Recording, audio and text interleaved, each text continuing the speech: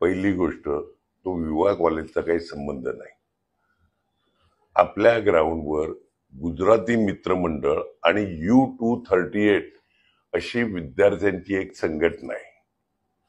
ते मिळून गरबा करतायत आणि मला वाटते कोणतंही हिंदी गाणं न वाजवता पारंपरिक गुजराती किंवा मराठी देवाची गाणी ह्याच्यावर तो गरबा चालतो. एक. नंबर 2, तिकडे टीव्ही कॅमेरे लागलेले आहेत. म्हणजे मंडपामध्ये या मंडळींनी सगळं गुजराती मित्रमंडळ आणखीन U237 या लोकांनी व्हिडिओ कॅमेरे लावलेले आहेत. लक्षात आलं का?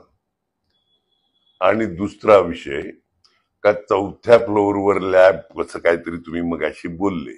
4थ्या फ्लोअरवर कुठे लॅब नाही मिळत. आणि लॅब आहेत ना त्या अतिशय अत्याधुनिक. मुंबईतल्या एकाही कॉलेजमध्ये म्हणजे एखाद दुसरं सोडलं तर कॉलेजमध्ये नसेल त्या पद्धतीच्या लॅब. तिकडे कॅमेरे, कॉलेजमध्ये कॅमेरे, हे सगळं आहे.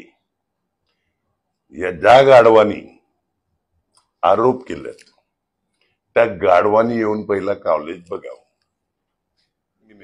एक मिनिट. मुस्लिम मुलं किंवा कोणत्या धर्माची मुलं गरब्यामध्ये येणार, त्यांचे काही कपडे काढून बघायचे का कोण आहेत ते, कोण येते कोण, आणि असं कोणत्या ह्याच्यात लिहिलंय धर्मात? कोणत्या ह्याच्यात लिहिलं का मुस्लिमांनी येऊ नये, कॅथलिकांनी येऊ नये, दलितांनी येऊ नये, बौद्धांनी असं लिहिलंय का कुठे? गरबा सगळ्यांकरता असतो तो. म्हणजे ही पद्धतच नवीन आला आता का इकडे अमुकांना यायचं. अरे ईदला आम्ही त्यांच्याकडे जेवायला जातो, दिवाळीला ते आमच्याकडे येतात. हे म्हणजे काय अख्खं वाटूनच टाकलंय. आणि मुस्लिम मुलं म्हणजे काय? शेवटी ऍडमिशन युनिव्हर्सिटी पाठवते, बोर्ड पाठवते. 10वी पास झालेल्यांची बोर्ड पाठवते, 11वीची ऍडमिशन, 13वीची ऍडमिशन युनिव्हर्सिटी पाठवते. जी युनिव्हर्सिटी पाठवते यांचं सरकार आहे. यांना काय कायदे नियम करायचे ते यांनी करावे, आम्ही ते फॉलो करू. त्याच्यामध्ये विवाह कॉलेजचे फोटो पण टाकण्यात आलेले, हे मुद्दाम करण्यात आलेला असं. यांची लायकी तीच आहे. स्वतःनी एखादी नर्सरी चालवावी आणि मग दुसऱ्यांना.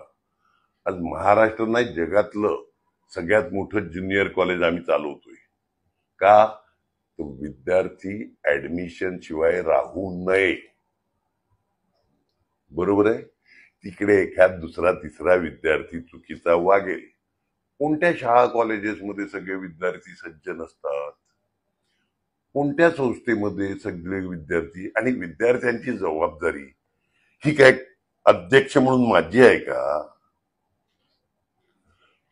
विद्यार्थ्यांची जबाबदारी त्यांच्या पालकांची आहे.